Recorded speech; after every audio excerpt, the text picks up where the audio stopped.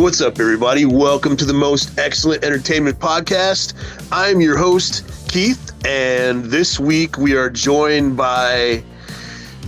I'm going to try to remember all the aliases and all of the hyphens. We're joined by Tim Cecil, a.k.a. Vinny Rattlocke, a.k.a. Jamie Madrix, a.k.a. That's not the me, Mask Monger. that's twisted. Well, not the original. Are you talking about the X-Men version? Yeah. Dr. James Madrox? Yeah. No, the funny thing about that is, the joke about that is, when I came up with the wrestling name Vinny Rattlocke, it actually wasn't. The only reason why I came up with that as a wrestling name was because I originally used that name in a video project for World History. And we had it was the Tea Time Parasite versus the Spanish Slasher in New World Wrestling, because they're battling to see who would start colonization in the Americas. And my buddy Ian was supposed to call the match, and he was like, "What kind of a name should I go by? I don't want to just be Ian." And he was wearing a Jake Jekyll shirt. And so my brain immediately went to Juggalos, and I was thinking of Jamie Madrox, and I was like, well, you can't be Jamie Madrox, and I just went Vinny Rattlocke. Nice. It sounds like Jamie Madrox. And then later on, after I was doing Refuel for a while, they needed me as a filler for a cage match, because it was a 6-man cage match. It was the Van Zants and Blade versus Lil Kenny Nash. I forget who the second person was, but the other guy no-showed, and they said, well, can you do, because I was originally saying I'll just do Refuel, and they said, nah, just see if you can do a different gimmick. And I went, fine, I'm Vinny Rattlocke, the Lone Juggalo. And that was my debut, was a cage match. And then ever since then, that people actually like that better than my Refuel gimmick, so that's what I ended up rolling with. Right on. So you mentioned pro wrestling and videography. You are also a horror movie host, a mask maker, a special effects artist, a graphics artist, a wrestling promoter, an author. Like I said, as of July 1st, probably not a wrestling promoter anymore. Fair. Yeah. We were going to get into that for sure, because one of the things that you brought to Indiana that was pretty innovative and was popular around the country was no ring wrestling. I'm sure with the commission coming in, no ring wrestling is probably done. It's gonna be gone. But the thing is, they're actually, I think our buddy Dan Garza pointed out that they're actually considering no ring wrestling an actual thing to cover. So, because there's a lot of promotions that were like, man, if we just switch over to no ring wrestling, they can't touch us. But they're like, no, we're still going to consider that a martial arts exhibition. Exactly. That's what I figured. And that's what they're having pro wrestling fall into, is a martial arts exhibition.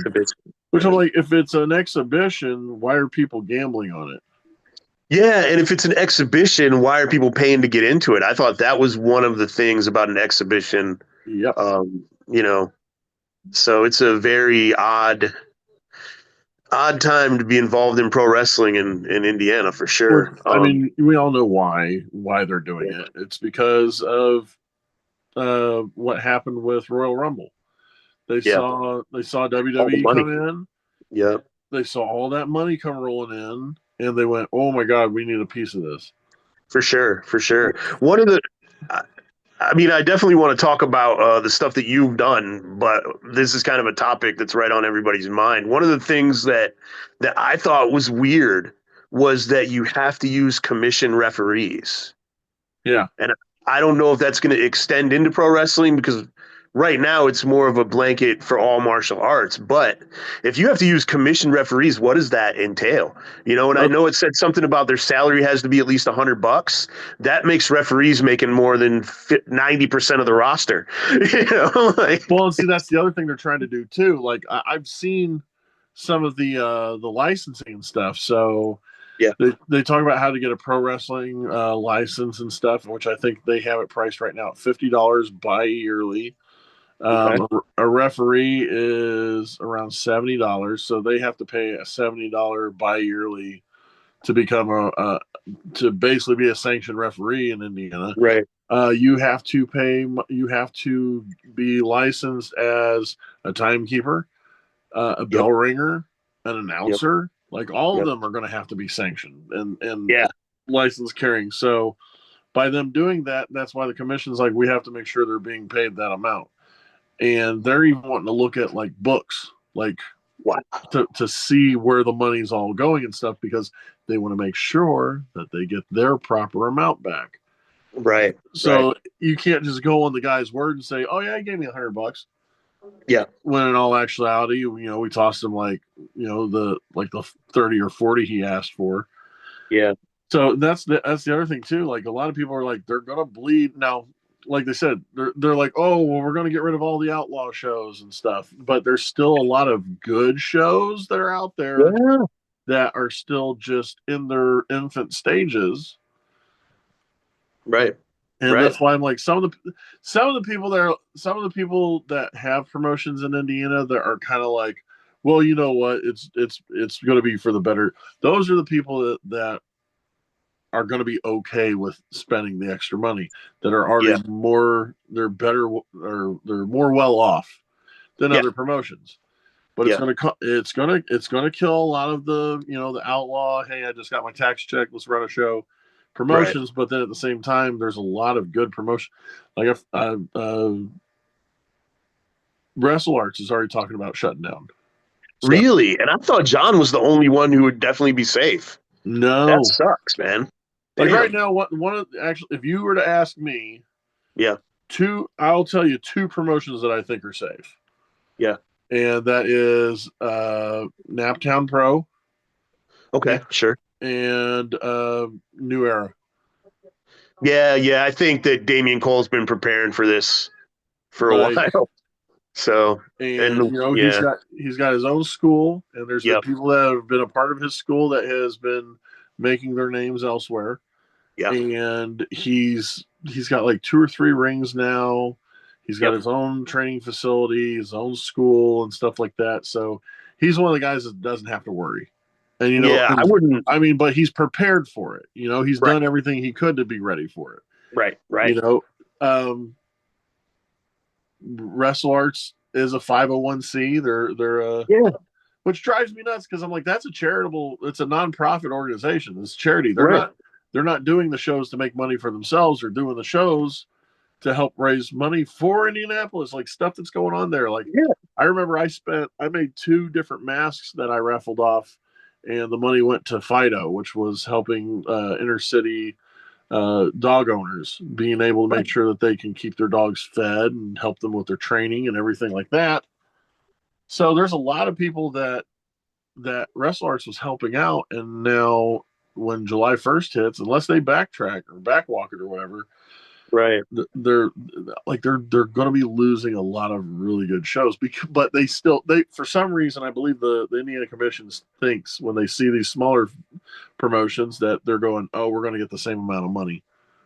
Right. Oh, Right. we're gonna get so much money off these promotions. Like they're gonna find out real quick that they're not. Yeah. Um, One thing though that the Wrestling Commission doesn't cover is thumb wrestling. Okay. Hey. And Hey. so I mean, I can still probably run my P3W shows.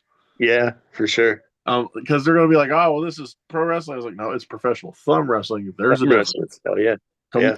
come to a show, realize that no, it's not. Right. Yeah. I know that Ed Gonzalez said that if it goes through, he's pulling out Squared Circle.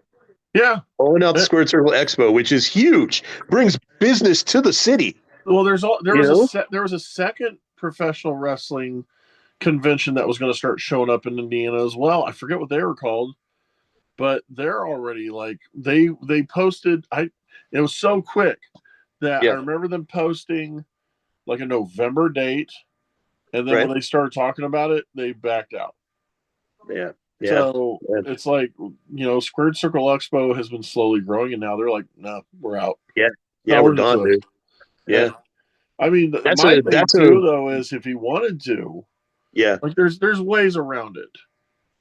I believe there's ways around it. One thing the commission cannot touch is if you are doing a private filming, a private taping. If you are keeping Interesting. yourself cut away from the public, as long as you're not saying, "Hey, this is open to the public. We're selling tickets." The Mm, commission can't touch it. It's the same like when I had a food truck vendor right. at one of my shows. Well, I was like, well, this is a private taping; it's invite only, so they Right. couldn't come and look at it. That's why we Right. ran Greenfield. It was a Yeah. private show. I even had one. It was just a bachelor party show, Yeah, I remember but that. Yeah. And we then I ran right after it and everybody left. well, We had six well, people. it wasn't just you; it was us. Yeah. Because No, well, that's that cool. was the night we were going up against Squared Circle. Yeah, that's They were right. they were that Yeah. night, and so Yeah. and they had some. I mean, they had Danhausen there, and a Yeah. lot of bigger names. So it's Yeah. like, well, at least we have footage, Yeah. But the one before that, we did Clash of the Champions there. But like we said, we Right. put it in as invite only, Right. you Right. know. Right. And then what was it? Upstart Pro started going there, but they were doing open live shows. Yeah. And they That's when got shut down. zoning showed up. Zoning Yeah. showed up and shut it all down. It was like Yeah. the minute you guys go open for the public, then that's when all these different governments get to get their little greedy fingers in. You Right. know? Yeah, it's funny the match that Matt Brannigan and Ace Perry had that night has thousands of views on Matt Brannigan's Facebook or YouTube page. Oh yeah, it was Um, excellent. Match was so good, and I mean, you've got different reasons why different people check out Matt Brannigan wrestling Ace Perry, but but that match, dude, they went out there in front of six people and freaking tore it up. Yep. So Yep. good for them. No, and see that's the thing too. That's what I always try to tell people is in wrestling. I said, you're not always going to perform to the person on the seat outside the ring. A lot Yeah, of times you're going to be performing for the person in the seat in front of the TV or in front of their computer or in front of their phone. right. And so you got to make sure that if there's, because I mean, what really proves it, honestly, what's really good is another promotion that will survive this is Wrestle With This. Sure. Uh, because they are a studio closed set, no Yep. audience promotion. Like they are Yeah. just for YouTube. They've never done a live show. They don't have to. Yeah. And I have a feeling a lot of wrestlers are going to be looking to go there because they don't even have to be licensed to go work for Wrestle With This because it's not a live Right. show or it's not saying there's going to be no sanctioning. You're not going to have a commissioner showing up wanting to just stand around a room with just a bunch of wrestlers waiting for their turn to get filmed. Right. And so, like, I already know I got like 2 or 3 matches set up right now with Wrestle With This after July. Yeah. So I'm going to be well off, like working Right. with them, and I don't mind. They're great guys. I started working with Wrestle With This when they were there. A lot of their guys were still extremely green, barely trained, but I Right. saw Right. what their potential was. I saw, and now they're.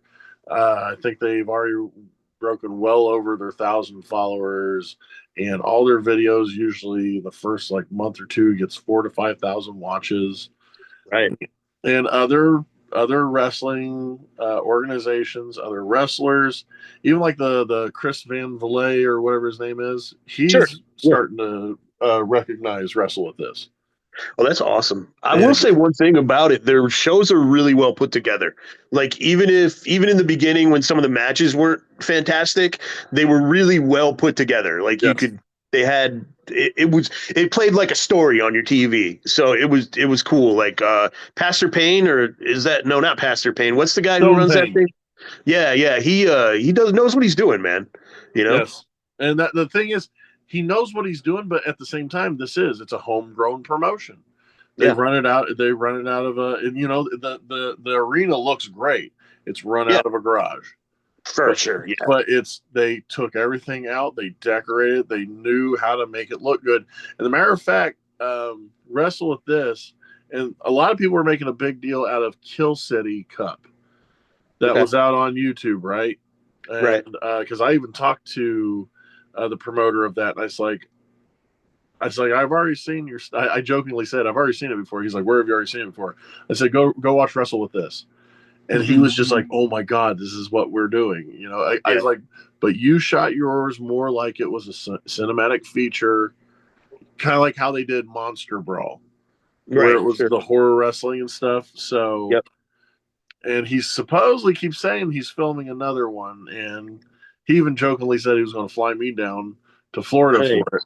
Because he's got the other, the Alchemist, Mercury. Nice.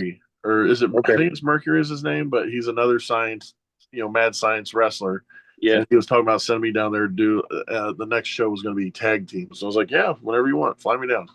Hell yeah! And but yeah, no, Wrestle with This has a great look. And their characters, I love the fact that they still have like off the wall characters. You got Megamondo, half man, half gorilla. Born in the concrete jungles of New Jersey or something like that, right. El Azul, which El Azul he's got a really good winning streak in thumb wrestling right now, but he lost in the last round of Trip Cassidy. Man! So and see that's the thing, like with my thumb wrestling, it's like I've had Trip Cassidy there and other like names there, like they as soon as they find out what I'm doing, they're very entertained. And some of them want to take the bookings just because they're like, I really want to see what this is about. Yeah. It's so weird. And Trip did it, and he just thought it was like the best thing ever. He's like, this is so crazy. He goes, this is something I love. And and he did Bizarro Lucha, Yeah. And so I was like, he did when he talked to me about the thumb wrestling, he was like, why am I not a part of this? I said, well, awesome. There you go. Because that's why I told him. I was like, why wasn't I a part of Bizarro Lucha? Right. But no, so yeah. Like New Era Wrestling will probably survive the commission. Naptown, I want Naptown to survive. Sure. I think they will. Because they're really pushing the whole we're here for indie. We are indie wrestling. So I have a feeling if they fold, a lot of people in Indianapolis are going to be crappy because I already know a lot of people are going to be crappy if Wrestle Arts goes away. And John he's said it several times that he's like, I'm probably not going to run. He goes, because this is a charity event. Why do I want our government stealing money from these charities and trying to raise money for it? It's stupid. It makes sense to me. Yeah, me too. I would hope he could apply for some kind of an exception, but I guess we'll just have to. Let's see. They're basically saying, "Hey, look, if we want to get money from AEW and WWE, we're going to take money from you guys as well." And I mean, you saw what happened when Kentucky was doing it. WWE spent the longest time away from Kentucky when they found that out. They bailed, and so I'm like, that we could lose our current bid for WrestleMania, because they're looking at us for WrestleMania and for SummerSlam, but if they don't like this deal we're doing, they might just call deuces and never come back. Yeah, I remember when the commission got lifted because I'm an old man, and New York chose not to lift the commission. They didn't go to New York for a long time, and Madison Square Garden was their freaking home, and they were just like, "Nah, dude, we can run in other places," Yeah, and that's the thing is, I honestly don't think. I don't think that the commission really understand, because they don't understand how wrestling works anyway, But at the same time, I have a feeling it will. If they go through with it, it's going to bite them on the butt, and you'll probably see in maybe a year or 2 years' time, they're going to lift it or something. They're going to realize they made a mistake, and they're going to be like, "What do we do about this? How do we fix this?" You're going to see I know that a lot of commissions over time will kind of lighten up. I know the commission in New York never has. Like, whether it's a small show or a big show, you have to have an ambulance. You have to have someone from the commission. It's all, you have to pay all the fees. Like, New York is tight, and I don't think that's ever going to change. And people are like, Kentucky, all you do is pay, and every once in a while somebody shows up. Same with, and it's just like, yeah, but this is brand new. So at the very least, at first, it's going to be super strict, and who knows if they're going to back off on it. And that's the whole thing. Indiana is very especially after this year. the way the economy is, our state is going to be looking for money any way they can. A lot of states are going to. Yeah. I'm not surprised more states are actually talking about dropping commissions down on this, because the government's cut so much different fundings from our education. They've cut funding for like medical, like insurance and stuff like that. That Indiana and some of these other states are going, how else are we going to get this money? And so they're going to be reaching and grabbing at whatever they can. Wrestling's going to be one of them, because they're like, I mean, look at how many promotions are in Indiana comparatively to other promotions in the Midwest, if not the U.S. I would argue and say that Indiana has the most promotions. Yeah, I mean, it's definitely possible. Just in definitely Indianapolis. Possible. Yeah. Just in Indiana. I remember about 10 years ago in Indianapolis, I could name off the top of my head like 12 promotions. Sure. And like now there's still like 3 or 4 promotions, but 3 or 4 promotions just in one city, and then you go down to Jefferson, Indiana, and you see how many different promotions come and run out of the arena. The promotions that like WWE's even done shows up in Fort Wayne. Right. Being a Central Indianian, I'm like, Fort Wayne, that's a 2.5 hour drive. I don't want to go there. To me, Fort Wayne might as well be out of state. Right, for sure. But to know that they go up there, and then you're having bigger shows come here too. So you got WWE, you got AEW, you got GCW making scenes. And I don't know if it's official or not yet, but I feel like GCW is becoming like a developmental for WWE. It feels like there people work there, so I mean, I could see that. Definitely. I mean, when they were doing, because they're like, oh, it's a forbidden door policy. I'm like, no, I have a feeling, because we were watching shows where you're seeing Brett Lauderdale hanging out with Stephanie McMahon, and like in like the club seats, like the club up in the little VIP little box area. So if he's going to WrestleMania hanging out with them, like the club boxes and stuff, I'm like, they've got to be doing something else. There's got to be something else going on besides him just being buddies with them. And seeing how WrestleMania weekend, GCW pops up in Vegas too, and suddenly you have Killer Cross there, and Natalia as well. Yep. Yeah. And people are like, I don't know if Natalia is going to hang in like a blood sport or whatever it is. And I'm like, she's part of the Hart, dynasty. Yeah. She's trained in the dungeon. She knows what to do. When she was probably learning leg locks before she could crawl. Right. And they're trying to see if they think it's like, come on now. But it's like that's the whole thing, is because they see all the success from the bigger names, and they just want to come after the little guys too. If I run, like whenever I ran my shows, I was very lucky to break even, very much less a profit. My goal was all the wrestlers go home happy because they got paid, and that the fans were entertained. Yep. Yeah, that's what I was going to say. Like with WFW, I think we were pretty well respected. As far as we put on good shows, everybody knew that we put on good shows. Yep. I made money twice, never broke even. And I ran, so money twice or lost money is basically what I'm saying. And I ran, 30 or 40 shows.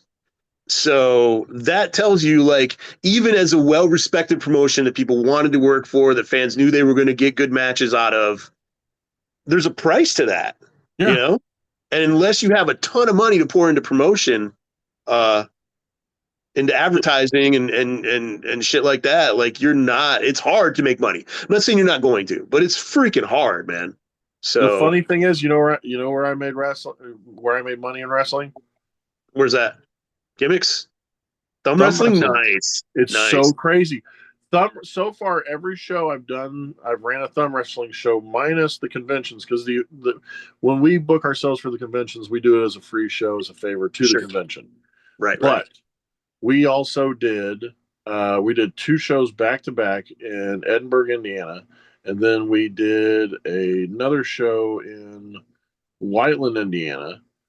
All 3 of those shows, every single wrestler got paid, and some even got paid a little over what they wanted. Nice. The venue was paid. Right. Insurance was taken care of. Everybody paid their tickets, ate food, enjoyed the show and everything.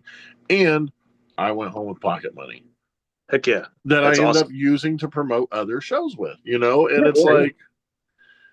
and I'm sitting there going, the fact that, and the funny thing was there were smaller venues too. Like when I was running at P3W out of Edinburgh, it was at the Sakura Event Center, which was barely a little bigger than my craft room.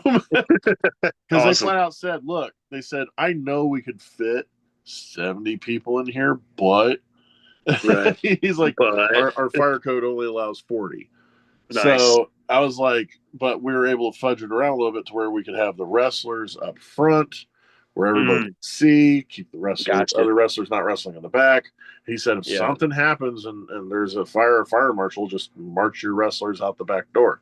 But at the same time, we sold out and everybody came to watch it and everybody went nuts, and people, like the wrestlers, were leaving that night going, I can't believe we just did something like that. I was like, yeah, right. It's something new. The fans are starving for it. They're wanting some kind of action, and we build it as improv comedy. Right. So we say it was Pollock's Power Pro, professional thumb wrestling, but at the same time, if anybody ever asks what it was, we say it's improv comedy. Yeah. Which you can't sanction. Right, of course. So, but, I want to do more of those again. As a matter of fact, I think we have another one coming up at InCon Junction in Indianapolis this July. Nice. I have to get it reconfirmed. This will be our third tournament. We do when was it War of the Thumb? No, wait. Thumb War of the Worlds. There we go. Nice. And so last year, our winner of the tournament was Trip Cassidy. Okay. And then the year before that, it was Mikey Motor. So we have a whole new, and it's always, we do an 8-person tournament. And we're I don't know, part of me thinks if we do it this year, there's 2 people that are really in the running that I'm backing for the end of the tournament. It's either going to be Juniper, or it's going to be El Azul. El Azul has just lost the championship now, or the tournament twice. He made it to the final round each time. Each time he just lost, like by the skin of his teeth, And so I'm like, if he wins this year, it'll be well deserved. But at the same time, Juniper, she's been really kicking butt, and she's got a lot of drive behind what she's been doing. I mean, her and me had the very first official tournament match, and she caught me with a roundhouse kick and pinned me. It was like probably the quickest match I've ever been a part of. Like she took me out in about 2.5 minutes. It was insane. Nice. And she ended up losing second round then, but she the next show she held her own. I think it was Trip Cassidy took her out too. So that's what my whole thing is. If you're going to get beat by the best. Get out of champ. Yeah. That's why I'm hoping that the Knicks win the NBA championship, because they knocked out Detroit. So I'm just like, if you lost to the champs, it could have been the finals. Ever since Reggie Miller left the Pacers, I just stopped watching. So I was like, it was the same like when Peyton left. When Peyton left the Colts, I was like, I don't watch football now. Right on. Yeah, I quit watching basketball for a long time, but my son is like obsessed with basketball, so I got back into it when he got into it. And see, like if my kids do that, then I'll probably get back into it again, because it's something they're interested in. So I wouldn't want to be like, no, we're not watching that tonight, Right. And I don't hate basketball. You know what I mean? I've been a fan since I was a kid, so it was easy to get back into it. I still catch myself watching football every now and then because, I used to play football and stuff. So I would see them doing certain like patterns and stuff like that. Or if I'm looking at the defense and I'm like, how are they not seeing this? And then my wife's like, okay, you need to stop right now. I'm like, okay, I'm sorry, I'm getting angry. I was the guy that used to keep the foam bricks on the floor next to my recliner. So if I got So you mad, can I'd throw throw them at the the phone TV and right not at the break TV. it. Yeah, that's awesome, dude. So one thing that I've always been like kind of fascinated by as far as you is all of the stuff that you do. Like right now we're doing an interview and you're clearly painting something. You know, like you're constantly have irons in the fire and you constantly have things going. Like how do you keep all that creativity and then how does it always produce something? You know, like it's not like you just sit around with ideas, you turn them into art or a performance or wrestling or something. ADHD. Okay. Okay. I I was diagnosed at 5 years old, and the thing I hate the most is boredom. Yeah. And so, if you have an idea to do something, instead of just sitting around thinking about how you'd love to do it, make a plan. Find out. I always like when I started mask making, I was talking to so many other people going, man, I could never do that. I wouldn't even know how to get started because I'd have to get this, this, this, this. I was like, no, you don't. You got markers, you got a paper plate, you can make a mask. Right. And I sat right down one time because they said there's no way I could just make a mask right now. I said, tell me what you have. And they told me everything they had. And I looked around to see if I had the equivalent of it. And I made Yeah. a mask out of everything that they said they had. I was like, if I can make this stuff, if I can make a mask out of this stuff, you can do it. Watch. Yeah. And put it all together. Like we did one, it had ping pong balls, a paper plate, a couple markers, some hot glue, shoestring, and made this weird googly eyed monster looking face just out of a paper plate and some shoestring. And they're like, wow, man, I never thought about it that way. They're like, yeah, but how are you going to sell it? I was like, here's certain ways of selling it. First off, you got to have charisma. You got to be able to talk to people. You got to be able to connect to people. If you've seen my matches, you know I don't wrestle. Yeah. I don't do a lot of moves, but Yeah. I tell a big story. Yeah. Because I'm 40, I'm gonna be 43 this year. I'm not doing all the flippy floppity stuff. I can't. I'll die. But I know how to connect to the crowd. I know how to talk an entire or tell a story just through minor actions with my opponent. Like, Yeah. I don't know if you'd seen it or not, but a couple weeks ago, we were at the Nathan Merritt Memorial Show, Okay. and which is the only time you'll ever see me in a WCW arena. Yeah.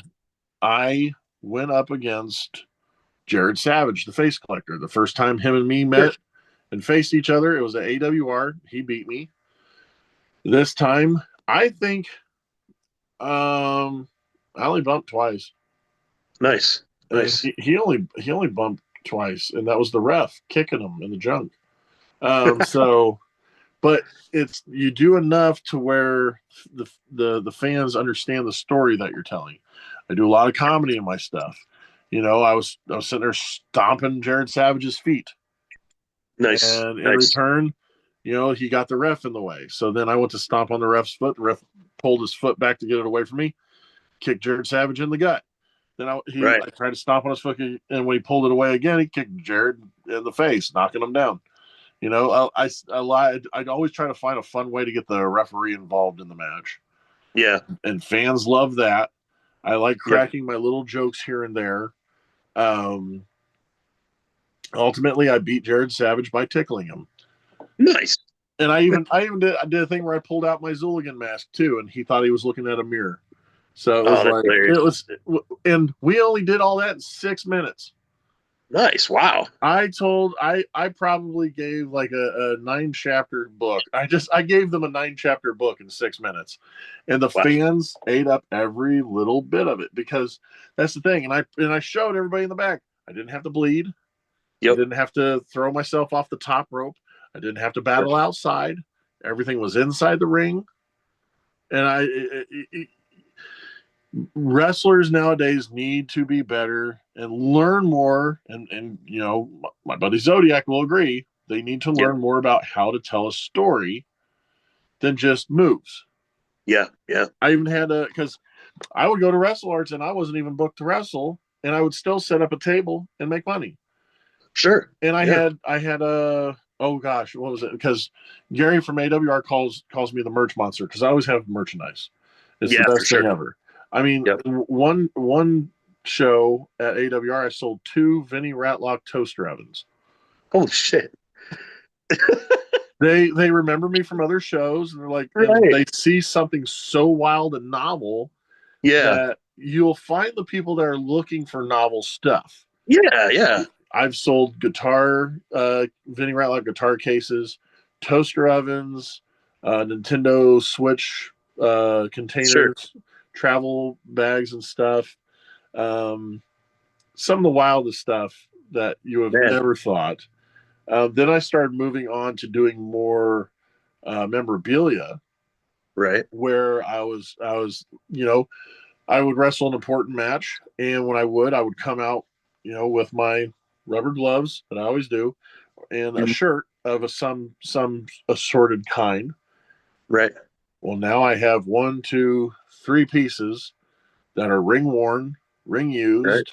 It was during this special event.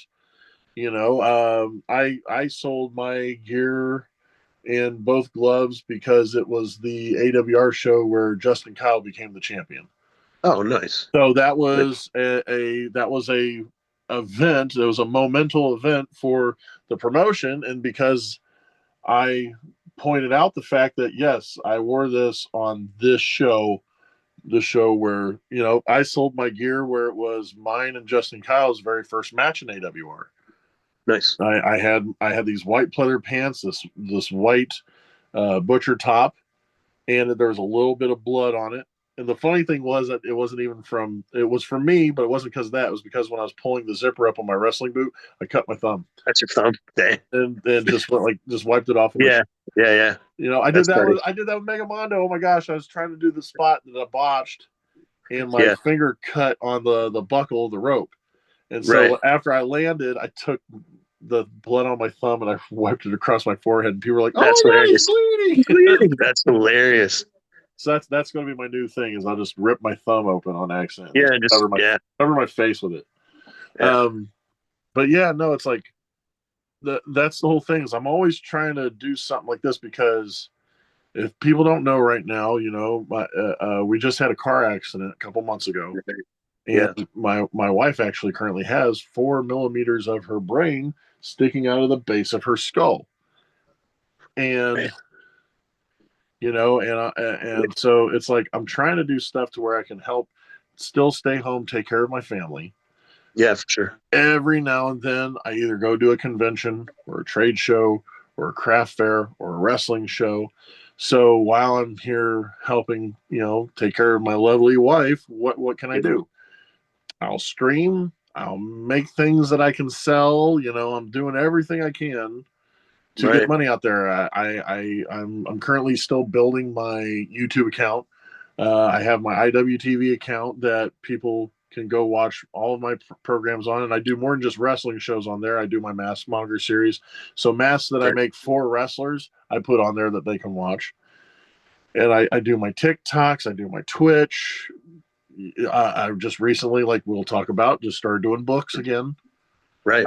So I'm doing everything I can to make money any way possible, especially passive income. Yeah, for sure, man. Passive income is if you can start getting successful at doing stuff that causes passive income, I mean, you make money in your sleep. The first time I ever heard that term was like, hey, you want to make money in your sleep? Like, yeah. Yeah. And so they talked about the very first time I heard about that was back in 2001. It was Cafe Press. I made some Cafe Press shirts. I made a couple because the Choose Death shirts were really hot, but worn by Nico Butcher. I made Choose Laugh and put them out there. And so some of the wrestling fans saw that and went, "Oh my God, that's hilarious." Yeah. So I was selling those shirts, and I was selling them, and they were being shipped out to Australia and Japan. I was only making $2.25 per shirt sold, but I started with zero. I took a paint shop program, made those letters, and posed them onto a shirt, put it on that website, and it's one of those, if it sells, they make it on the spot. So I don't lose money. They make their money, and I get a little chunk because it was my idea. Yeah, That's still one. I still think that that's one of the best ways of doing passive income is to come up with T-shirt ideas and get those put out there. And if you are going to, and see that here now people are get your notebooks out and start writing this down. Some of the best ways of passive income. One is doing T-shirts. Have an image that you really like, that you like to do. Put it on a shirt. Put it on a cup. Put it on a mouse pad. Put it on leggings, anything like that, and hype it up. And don't just put it on one site. If you're going to put it on Cafe Press, put it on Zazzle. Put it on Teespring. Make sure that design is anywhere, because not everybody's going to shop at Cafe Press. Not everybody's going to want to shop on Zazzle or Teespring or any of those. I've had it happen so many times where I'll have a shirt open available on this site, and I'll start like talking about it. And people are like, "Oh, you don't have it?" Well, I only shop stuff on Zazzle, so it's like, "Hey, you gotta get a Zazzle account." Right. Now, if you're trying to pull people away, you can say, "Hey, look, I have a limited edition shirt that's only available on this site," and cross your fingers if it works, because if not, then you have wasted your time. But once those designs go up there, they don't go away. The only way they go away is if the website goes down and quits. So once you put it up there, it's there, and you can do a little bit or a lot of advertising for it, but then you can just let it go. I'll still get randomly a check like once a year for those Choose Laugh shirts. Nice. Every time it reaches on how Cafe Press is, every time it reaches the $25 mark, they send me a check for $25. Nice. And well, not just that one. I also did the Urine Idiots, spelled URINE. It looks like it's being filled up with urine. So I have the Urine Idiots shirts and the Choose Laugh shirts. And so, like, once a year, I just randomly get $25. I'm like, oh, cool. Yeah, right on.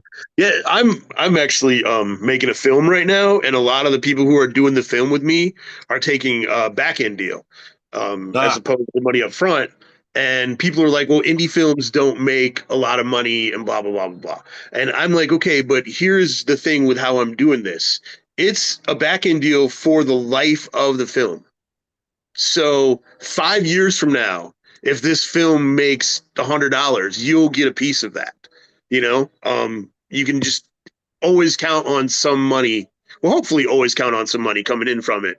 And I think that's more appealing, because a lot of back end deals, it's like the first 5 years or whatever, and then you don't get anything. But I'm doing it for, And I agree with you. As a person that's making a movie, that's a great idea.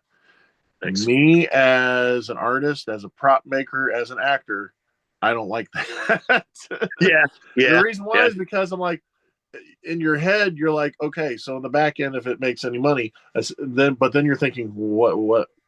Okay, prime example, and I don't hate the guy, but it's what happened. It came from Trafalgar. Okay. I was told I'd be paid on the back end. I acted in it. I played multiple positions. I played multiple parts. I played an alien death merchant. I played the leader of a military group. And I also made laser guns. I made all these different props with them and stuff. Once it comes out, I'll get paid on the back end. So they started filming in 2001. I joined them in 2007. Holy crap. It's 2025. They're not done. Yeah, my movie's not going to be like that. Like, it may take a year or so to film just because of scheduling, but it's not going to take any longer than that. And then the other thing is, too, I don't have any investors, and I'm not looking to get paid back first. So as soon as the money comes, first dollar gets split up. You know what I mean? I'm not going to hold any money back. So here's what I'm thinking. Let's brainstorm something. Yeah. So I know you've probably talked about it on here before, but let's pretend I'm dumb. Sure. And there. Okay, so what's the movie about primarily? It is a romantic comedy about two serial killers who meet each other on a dating app and fall in love. Okay, so is there anything, without spoiling, is there anything that is used in the film that can be expendable. Costumes, props. Sure. Okay. Yeah. So let's say we're at a certain point in filming, right? Right. Let's say you needed some extra funds to do something. Right. I would say at this point, go to Indiegogo, Yeah. some kind of a Kickstarter type based thing. Say, Yeah. hey, we are in the midst of filming. We are looking for this much so that we can get this another chunk done. Right. And you can show maybe a quick 30-second clip from the film. Right. And what you can do is say, hey, look, here's our tiers. Like what we did with Paul's film. Yeah. Paul had a tier where if you donated so much, you got a replica mask from the based on one of the masks from the film. So as Right. soon Right. as he got that money, he sent Yep. me the portion to basically purchase it off me. I made it and directly shipped it out Right. to the person that did it. So if you have a scene like where the serial killer uses a knife or a Sure. weapon, you have this prop weapon that can be a movie screen used item. If you Yeah. donate so much, you will get this screen used item with this certificate of authenticity signed by myself and da da da da. If you have clothing, maybe there was a piece of clothing that had like blood on it or something like that, or just Right. blatantly in a scene where you cannot argue that that's not the article of clothing that you have. You can say, hey, we actually have clothing screen used for the film. This if you do this tier, we only have this many spots for the tier, but you will get this article of clothing. Right. You can also do swatches. So let's say the guy had like a leather jacket or something like that you don't need after Sure. the filming. Yeah. You get a card made, trading card made Mm-hmm. of him, the guy wearing the jacket. And in the bottom corner, you have this little inch or inch and a half square thing. You cut that jacket into squares. Boom. Yep. Put that little glue piece on there. Now you got swatch cards you can sell with Right. a Right. Right. piece from the movie, guaranteed. Those back in the day, a buddy of mine, he would go everywhere to look for these little swatch cards, and they were pieces of Bela Lugosi's cape from Dracula. Oh, that's wild. And when they came out in the late 70s, and you could buy a pack of Universal Monster cards Yeah. for like 85 cents or something like that, and that Right. could potentially be in there. Now, when he would go find it, he would go to a flea market and they'd have it priced at $300. Right. Sure. So you have that thing too, to where if you start to promote your movie that you're making and not say, hey, it may be good, we're hoping it Right. does well. You just Right. have to outright, off and running, tell people this is going to be like the next big thing. Yes, Yeah. it is privately funded, this, that, and the other. However, you are going to kick yourself if you're not one of the first people to watch this film. It's got this. It's got this. You talk this movie up as if you just turned down Tom Cruise for the role because he's not good enough acting chops. So Right. if you start promoting the movie like it's going to be the next Oscar winner for Best Picture, people are going to get more interested in it. And then you say, not Sure. only that, we have this stuff available. Well, people are going to start getting interested in funding the movie so that they can get really cool pieces and props and memorabilia. Right.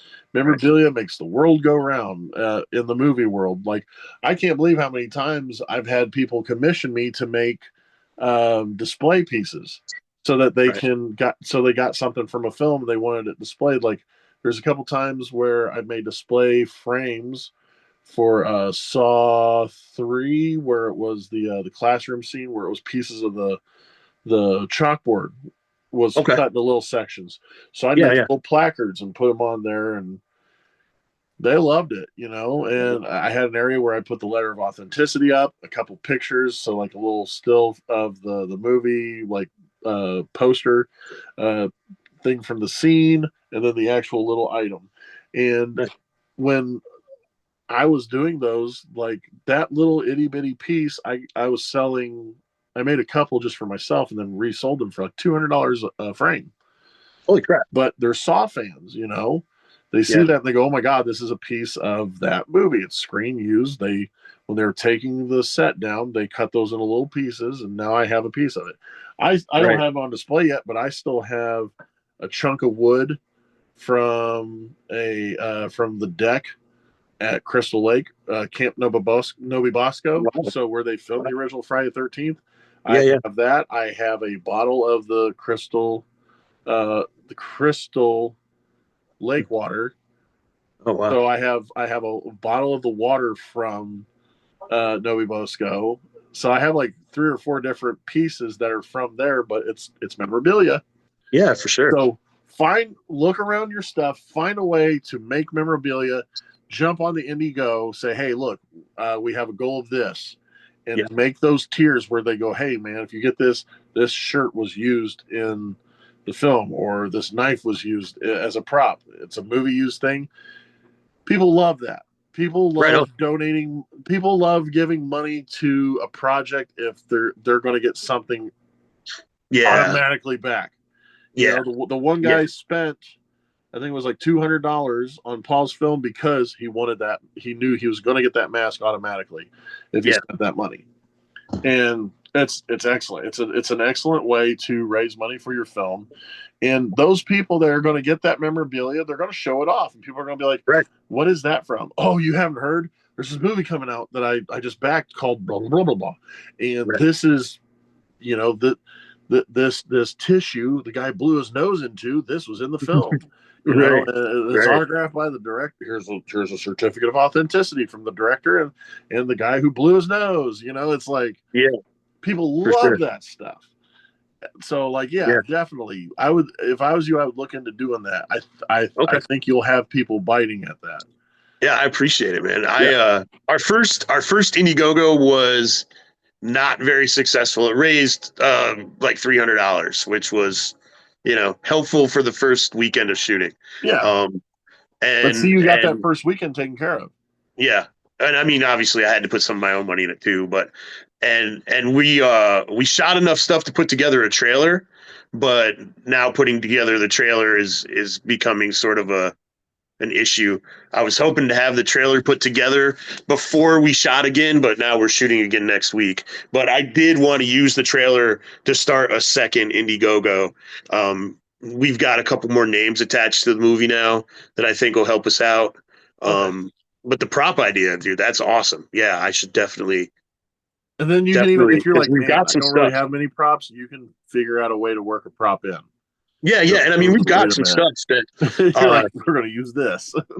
Casey's mom let us shoot at her apartment, and I let her keep the stuff that we used as props there. But I'm gonna take it back. I'm gonna be like, hey man, we need this stuff yeah, we need this stuff to make some to Look, try I to just make got some done money for the talking to film. Vinny. Give me my Yeah, shit. yeah. He says you should give me that back. Yeah. So, Sorry, but mine. man, if I had thought about it, there was some stuff that we threw away that we could have used too. Dang. Oh And well, that's the too late thing. now. If you have anything expendable while you're doing that, Yeah. keep it. That's why it's like I still have like probably 3 or 4 pairs of gloves that I wrestled in.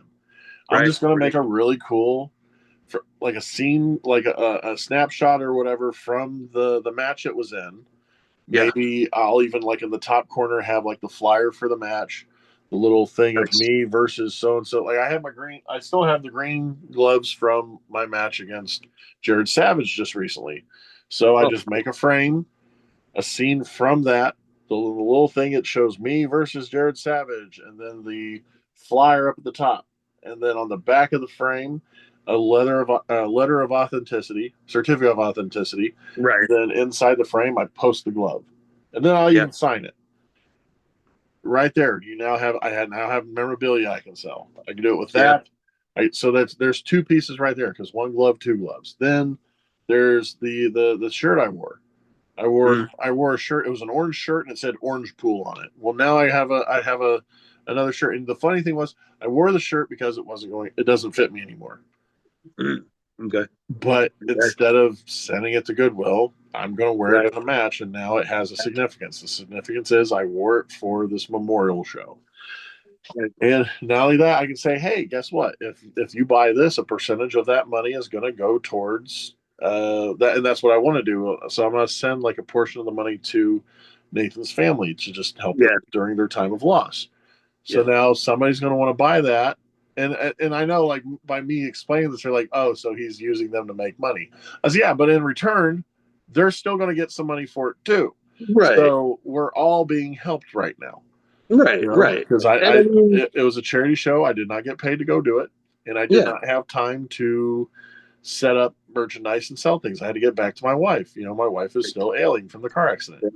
So I'm like, this is my way of getting something back for me, but still helping them. You know, Yeah. that's what's important. Definitely. Definitely. And that's what you And I can do mean, too. You can pick it, like, if you wanted to, you could pick a charity and say, hey, for all of these memorabilia pieces that are sold. So like you could even post it on here and say, hey, look, today on the podcast, we're going to talk about things from the movie that I'm filming that you can actually get your hands on. And right. 20% of all these sales are going to go towards um, neuter Pomeranians or something like that. You know, Right. it's like Sure. keeping, you know, dogs safe or something like that. Or Yeah. we're clipping cats' ears. Here we go. You know, and you offer a percentage. People like knowing that if they get something from you, not are they helping your film out, but they're also going to be helping out some kind of charitable organization, and that drives people to do that because then they get that piece. And they're like, I bought this because I'm helping out the community. You know, you have those people because they are Yeah. the humble brags, so they now have something to show.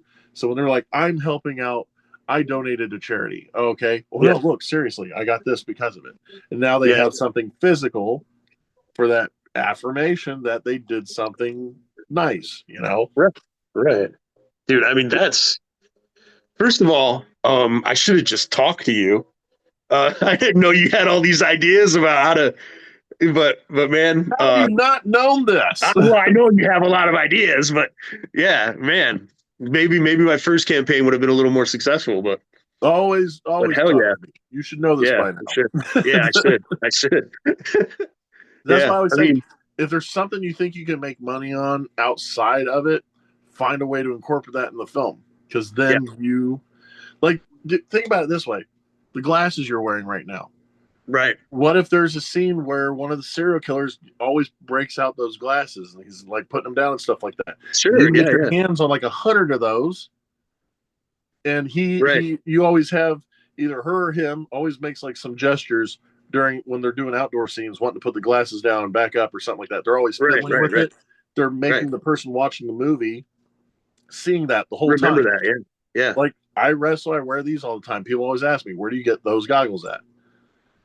And yeah, I tell them, and the funny thing is, I just flat out tell them, and this whole time I've been doing that and not realizing I could have been selling these at my table. Because I'm like, get right, on Google, atomic ray goggles right. cost $1.35, and I'm like, I could be selling these for $10 a pop. You You could know, be, yeah, for sure. the Yeah, these one are, thing that I should have known I should have been selling at the shows is yeah. I don't right know if here on you, my face, and I never once thought about trying to sell goggles as the mad scientist. right. I don't know if you remember when Dollar General had those $3 glasses and a portion of it got contributed to education. Yep. That's what these are. And see, So, look, and yeah, you're like, and you pointed out, portion of them went to helping support education. So yeah. now you're pointing out some kind of charitable thing that you did by purchasing those glasses. Right. Well, yeah, because that's the reason that I bought them. I was like, oh man, help education, so I bought them. Yeah. And see, look, that's That's so you just funny, dude. but only a portion of it went to the education. The The rest of it rest of it went went to to Dollar them. General. Yeah, Yeah, for sure. Yeah. that's Uh, why, like, people will buy that stuff off you if they know that some of it's going to go to a good even if they're like on teeter totter and going, should I get those? You're like, well, hey, 20% is going to go. yeah. We're going to Febreze the homeless. Oh, okay. Right. Right. That's hilarious. Oh man. But All right. there's so much you can do. Like, you can, Yeah. like, another thing too is, like, where I'll use this as a transition. Okay. Um, constantly take pictures, because guess what you can also do? You can take those pictures, blow them up, put them on all these different pages, and now you have a coffee book. Oh. You can have a coffee book with behind the scenes stills, or you can take stills from the film itself.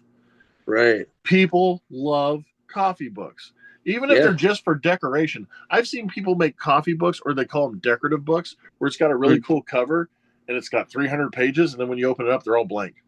Right, there's nothing inside. Yeah, that always pisses me off. It's just to sit there and put a potted plant on. Yeah, But you can take all those photos, and have like 100-page, 200-page, like little coffee table book. And so because then you have that there as a decorative piece, but you have stuff in there, so if somebody does come over and they see that there, they go, oh, okay, they'll start flipping through it. And now that person that's never heard of your film is getting that book, opening up, seeing the stills, behind the scenes and stuff like that. And then in that book, you have the information on the movie. Right. And you can even do a written version of your movie. Right. So that if somebody reads the book, they go, oh, this is fun. Maybe I should go watch the film. Right. Sure. You can do a book that's either about the movie, or a book form of the movie, or something based from the movie, or you can even do like some kind of what if there was a part of the film that the whole main story happened off screen.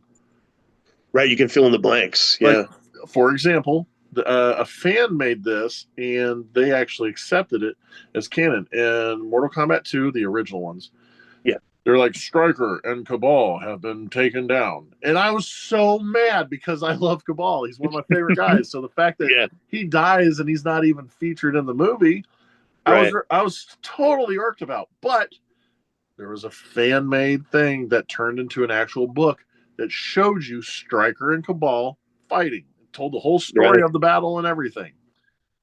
And I had to get my hands on that. So it was like, I bought the book for that. And it was like a $15 book. Back in the day, $15 for that? No. Right, sure. Goosebumps books were selling for $3.99, and that had just the same amount or less pages for $15. But I had to have it. I wanted to know what happened to my boy Cabal. So maybe there's something that happens in your movie that they don't know exactly. You just give a quick little. Well, you have a book talking about all the murders that one of the serial killers have done, and then you do another book about all the murders that the other serial killer's done, up until the point when they meet each other. So now you're like reading about all that, and so they watch the movie, and then they read that and makes them want to watch the movie. Right on. There's so many ways you can make money. That's a great idea. And there's two montage segments in the movie too.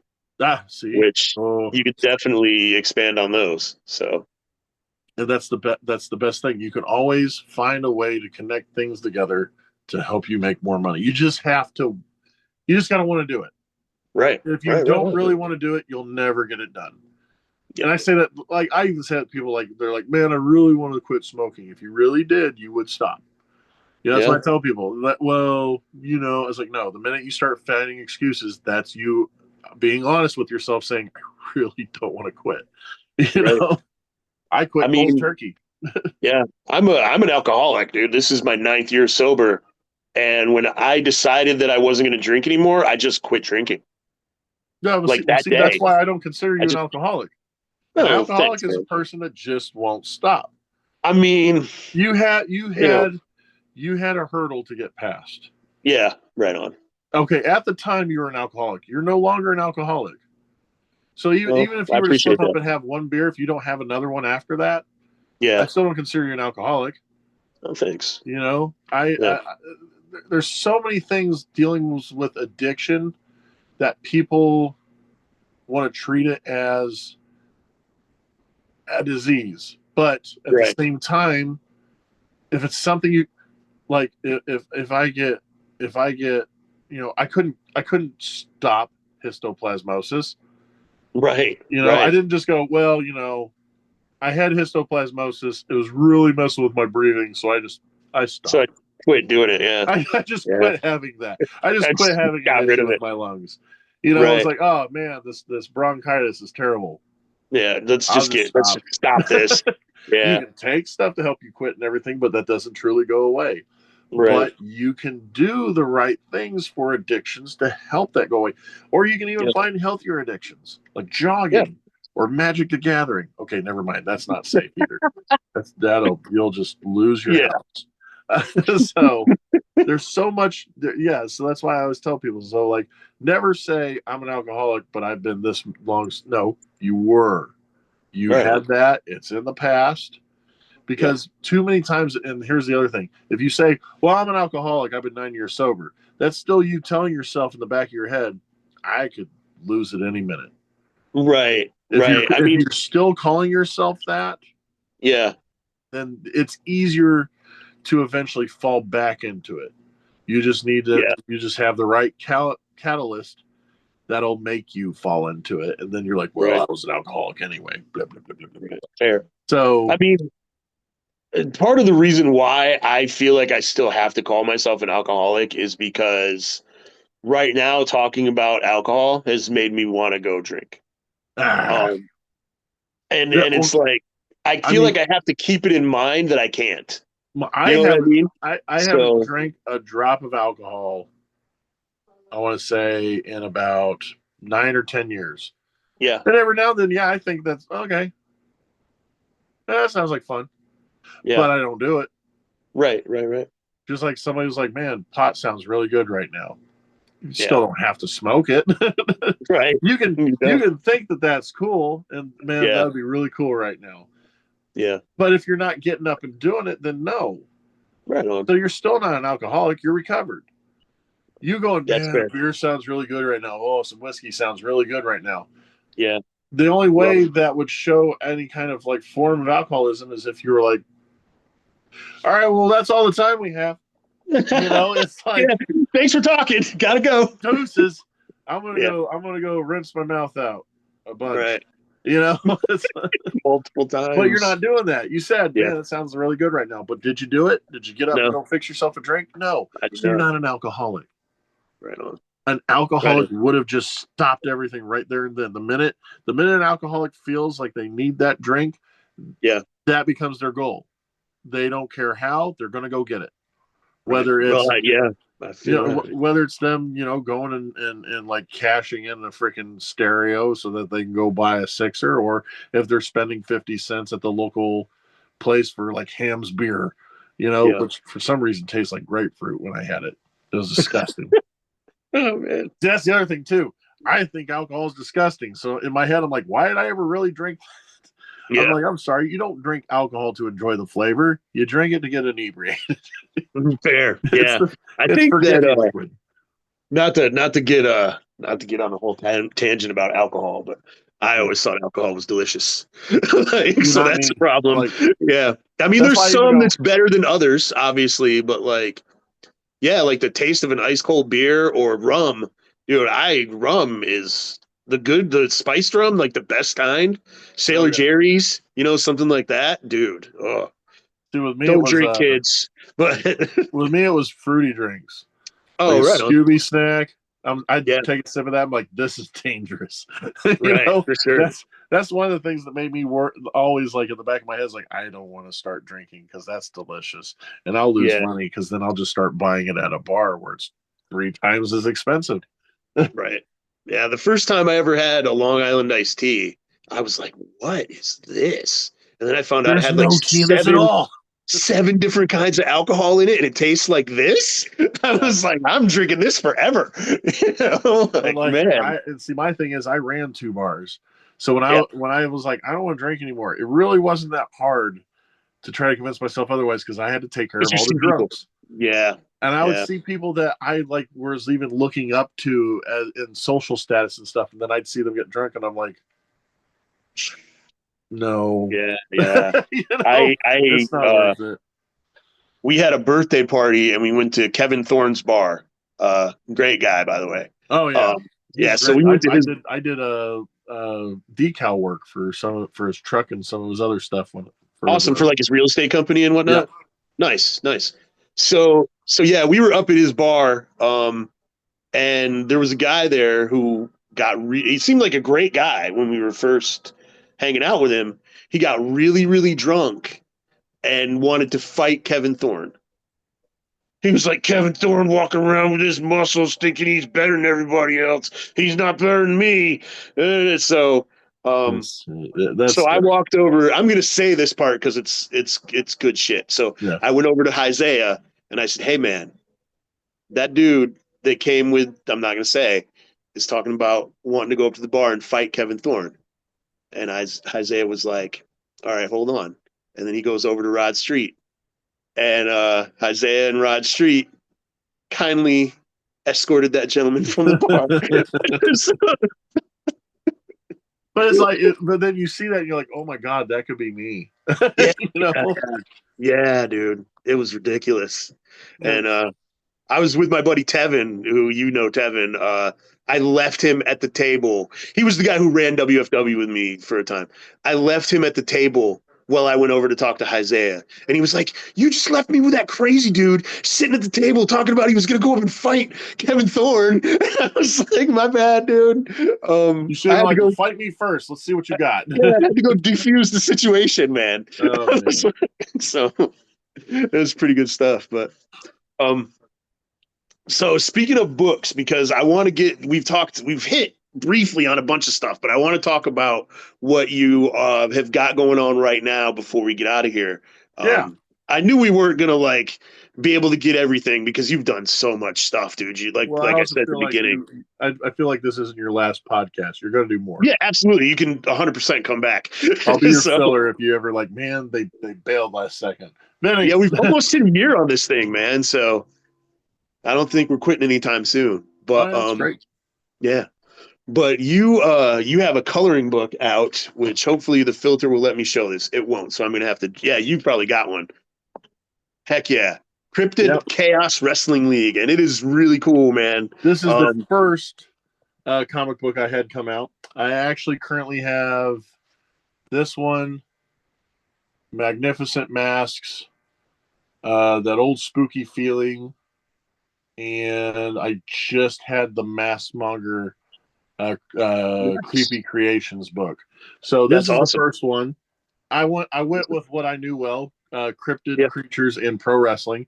And in my head, I was like, what would a luchador look like if all the luchadors in the promotions wanted to dress up like cryptid creatures, you know, like Mothman or the Mongolian Death Worm, the Crawfordsville Monster. Yeah. So Chupacabra is my favorite cryptid. The Chupacabra actually is. See, that was the thing. I didn't actually put the names on them except for the very last page because I wanted it to look like one of those, like, you know, match setups. So the other fun thing is people will look at him and try to think, oh, what is that guy? So it's like the very first page. People see this and they know what that is. You know, that's clearly Sasquatch. Yeah, the Bigfoot Sasquatch. You go to the next one and you look at it and you're like, okay, well, he's got antlers and a skull.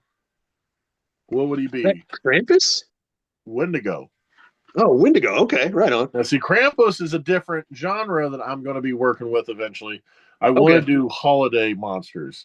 Gotcha. I have seen Krampus with antlers, so that's why I was. And then there's this guy. See how small he is? Because I showed the size comparatively to the referee. Yeah, yeah. He is some kind of a champ. Okay, interesting. Most notable up in Michigan.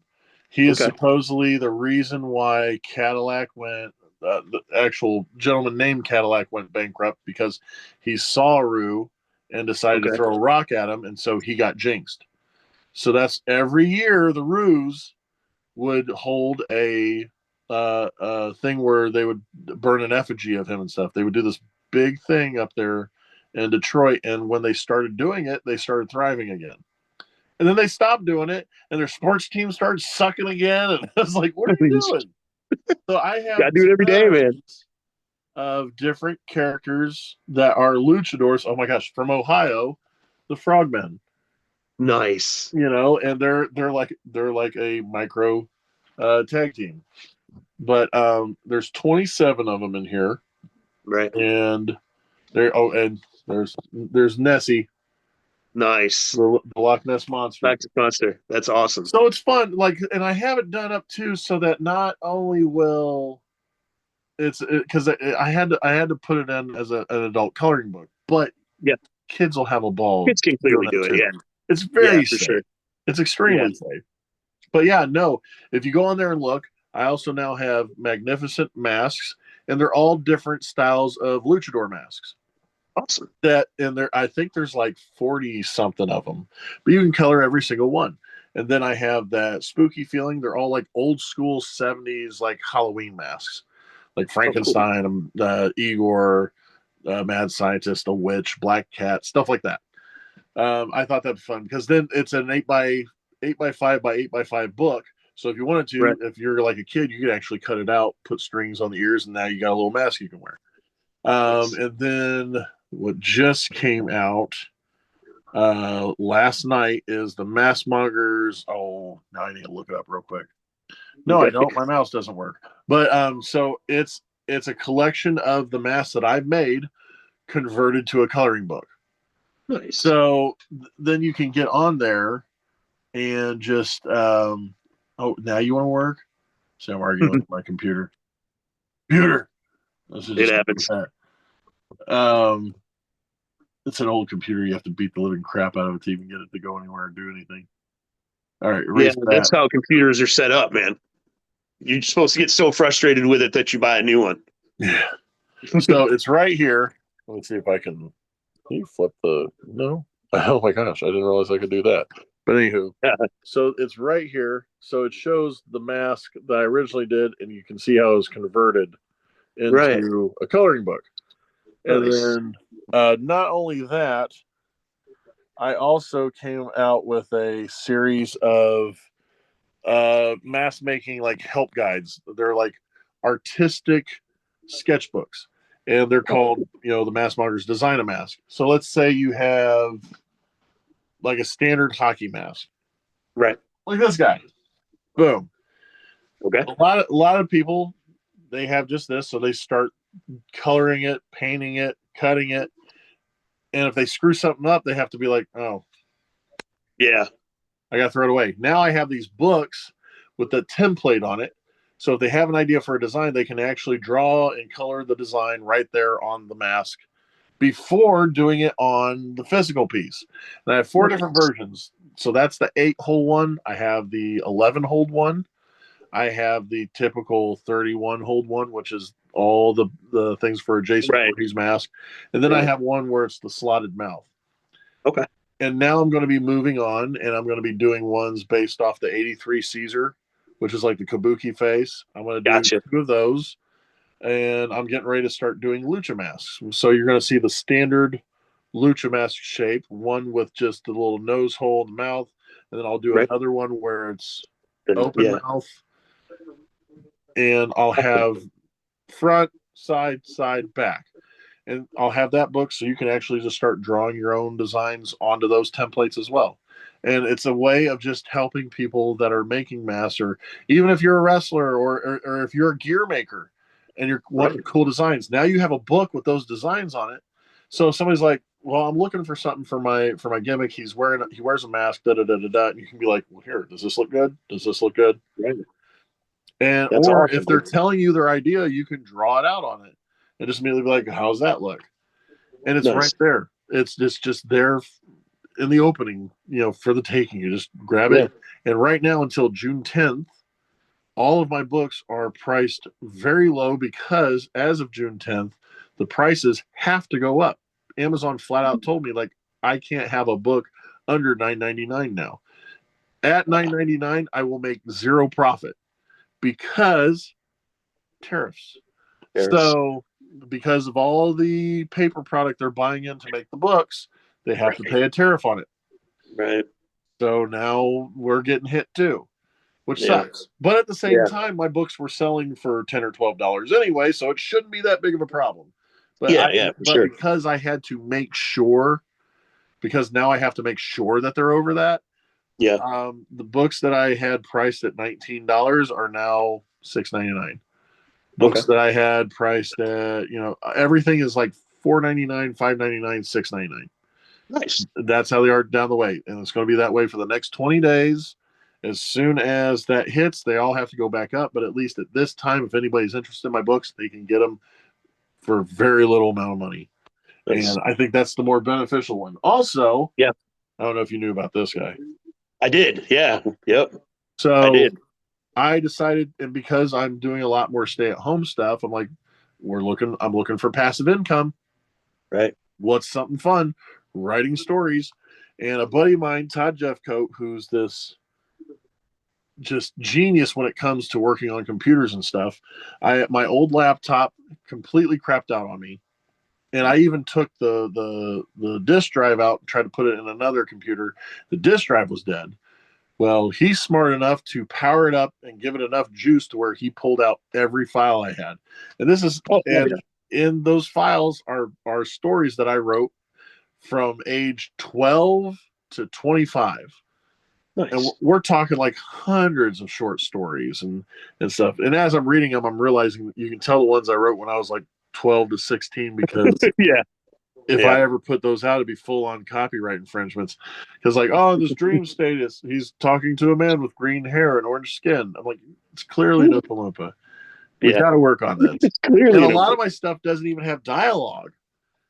Just descriptions of what's going on. There is a book that I'm going to have come out June 10th, but I'll talk about this one real quick. This is the beginning of a series from the Massmonger's Lair. Now, if this looks familiar, it's because he's right here. Nice. I do a lot of times when I build stuff completely from scratch, like, okay, so for example, this is the main piece is a Lutz's pretzel bucket. Okay. So that's a pretzel bucket. Okay. This was a styrofoam pumpkin that I took a heat gun to and made it look like a brain. The cords that you see coming out of it are from an old jump rope. Okay. The pieces hanging off the sides of the heads. Let's see, here's another one, a closer version of it. Pieces on the sides of the heads are bases, feet for a flat screen TV. And then inside that are shake paint lids, so spray can lids. Yeah. And then there was an old pair of swim goggles that I made look well to there. And then the piece in the front, the breather piece, is one of the little feet to an old stereo. Nice. Put all that together, painted it up, and that's what I got there. But as I'm making it, I'm telling the story. You know, maybe this kind of like how when you saw like Bob Ross telling stories about his painting. Oh, sure. What's it happening in the landscape? Yeah. So as I'm building, I'm sitting there going, and this is a robot. So as I'm trying to explain what kind of a person would be wearing this. This is Concor. And I'm making a brain. He's like, he's got an atomic brain because I'm making it glow and stuff. Yeah. And so as I'm doing that, I'm now telling the story. And I liked it so much, I went back to the video and was listening to it and writing everything out.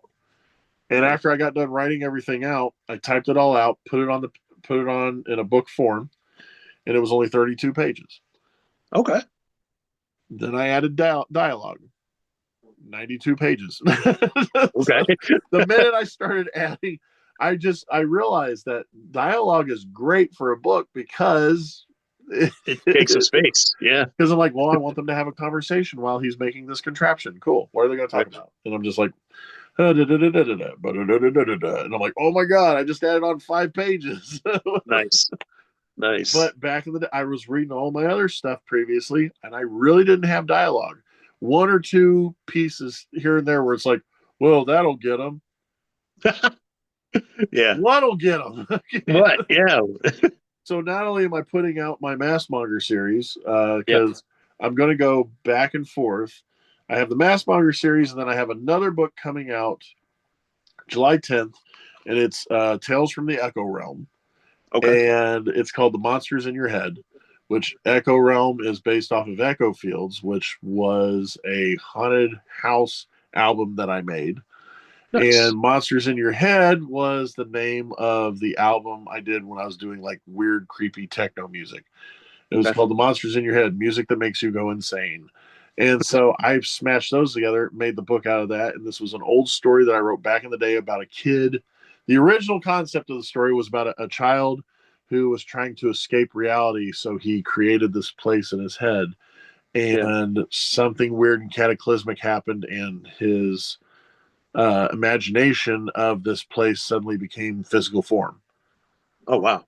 Okay. And it was filled with creepy monsters and everything, but they all knew and loved him, and that's where he felt home.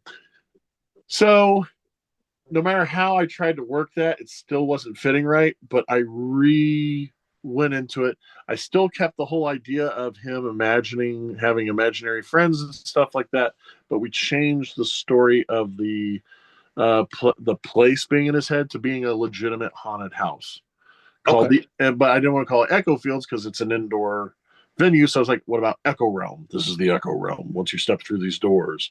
And there's the Echo Realm because it's supposed to be echoes from the past. And so the whole story explains about how he's treated at home, through school, bullies, his way of getting away of stuff, and his relationship to the people of the haunt, and how all of it ends up colliding together. And then you find out even way more than you needed to know that sets that series off. And the whole goal is I'm going to go Massmonger's Lair 1 month, and then Echo Realms another month. So, and the book series for that is Massmonger's Lair is the Massmonger in the very beginning, which I don't know how much of it you've read, if you read any yet. I haven't read it yet. You meet the Massmonger. So think of like Night Gallery with Rod Serling. Sure. So the very first chapter is you meeting the Massmonger. He's like, "Oh, hello, welcome to my lair." Da, da, da, da, da. And he shows off a mask, and he tells you every mask that I have on display has a story behind it. Nice. And this is Concord, And so with Echo Realms, every room or exhibit in the haunt deals with a specific event in reality or in existence. So that in itself, you actually get to see rooms being how they are. So then every other month, there's going to be a new exhibit, and that's going to talk. So we have that one. Then July 1st is going to be the second installment of the Massmonger's Lair. It's going to be called Shadow Creeper, The Sacrifice of the Squared Circle. And it is basically a story of how bad do you want to be the best and be the most notified in pro wrestling. And I take actual like pieces from reality, from certain characters to a barn that is your training facility and stuff, and what the barn looked like, because I kind of described a little bit of the barn I used to train at in Shelbyville.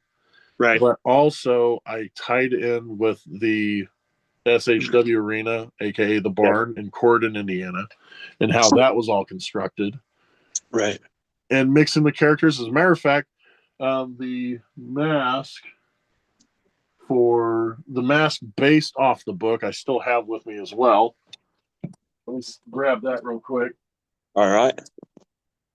And how I came up with the guy is because every Friday I usually do a Frankenmask Friday where I take scraps from other masks and I try to build a mask out of that. And I happen to have pieces of scraps from a mask from an old black luchador mask. I had remnants of a black wig and black burlap. So I just went black on black on black. And that is the mask that I ended up coming up with. Oh, nice. And so it has luchador quality to it. Sure. The burlap gives you kind of like maybe a backwoods or even like a scarecrow vibe, with just the hair kind of sticking out of the back of it. And so once again, I'm making this, and in my head, I'm thinking of it out loud. I'm telling the story.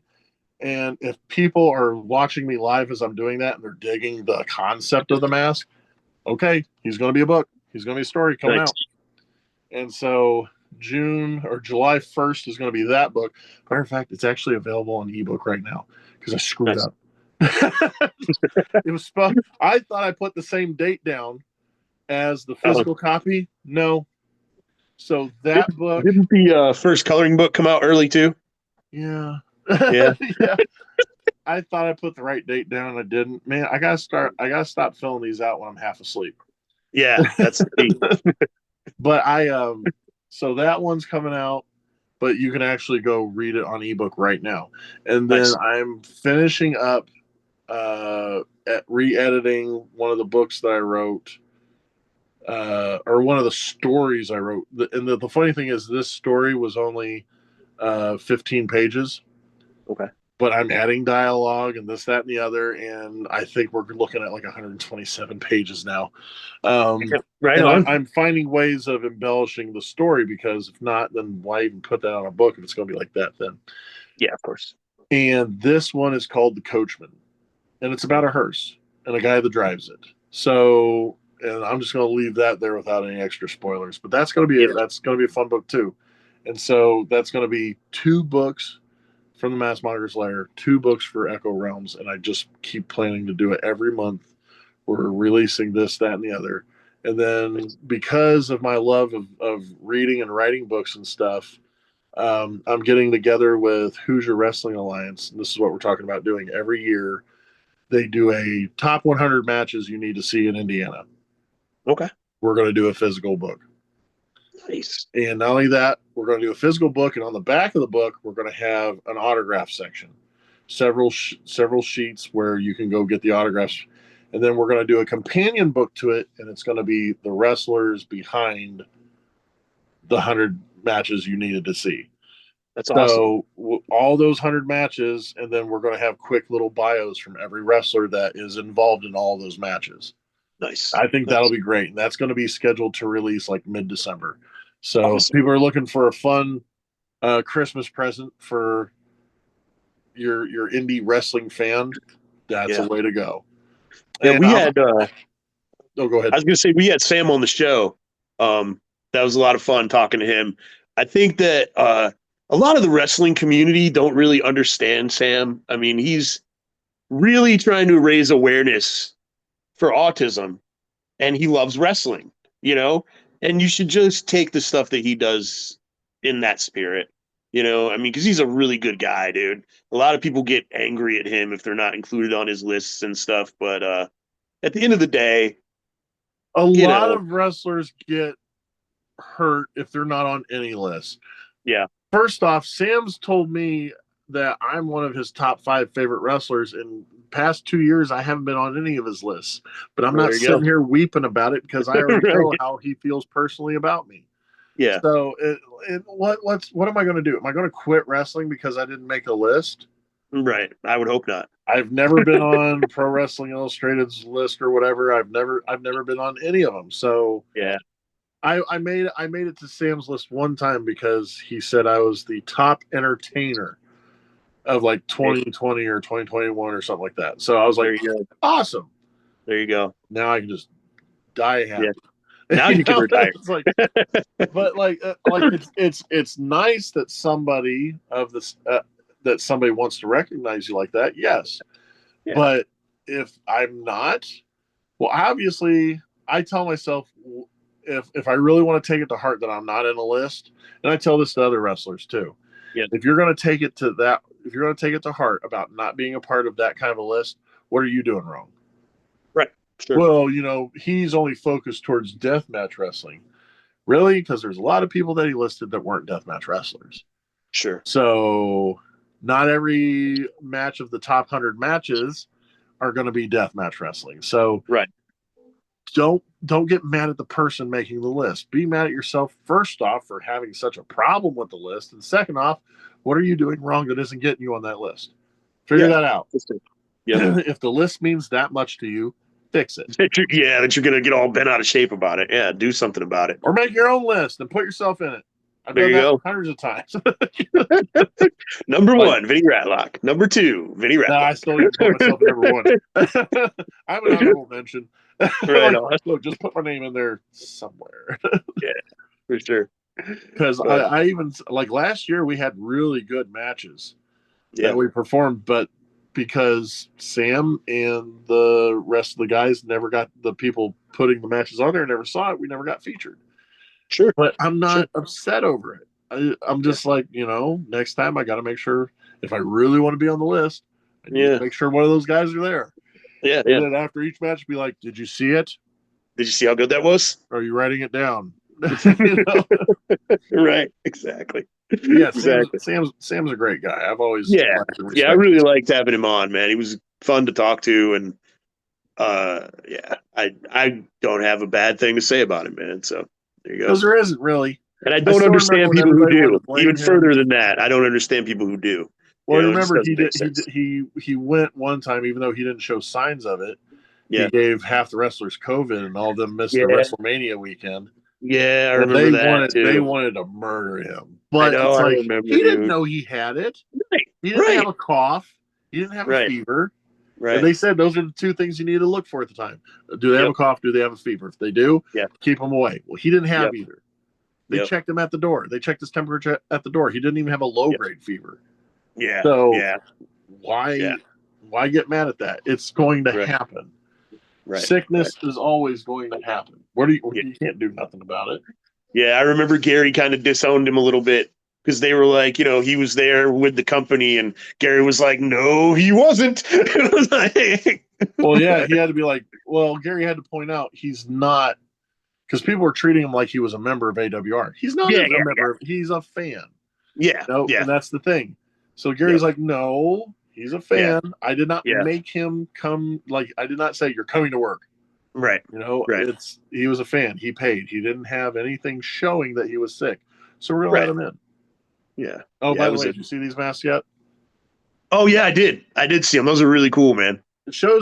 shows us our age Yeah. because people are like, "What do you mean the wall?" And I'm like, "Oh my god!" Yeah. It was like Pink Floyd, hello. And then Yeah. last Yeah. night I did a variant. We did a ghost face variant of it Oh, for nice. the hood, That's and this very one cool. glows in the dark too. And Nice. tonight I'm finishing up. I'm just calling this one pink, and Oh, cool, so man. I'm doing a pink version of it. That's And awesome. I've had people ask me to do a shy guy, and I'm like, as soon as you buy one off me, and that's what you want, Did sure, you make it? Yeah. and Right then I'll on. make it. So yeah, Yeah, the I animated currently have these guys available for sale. the So. animated segment of the wall is rife for masks and things.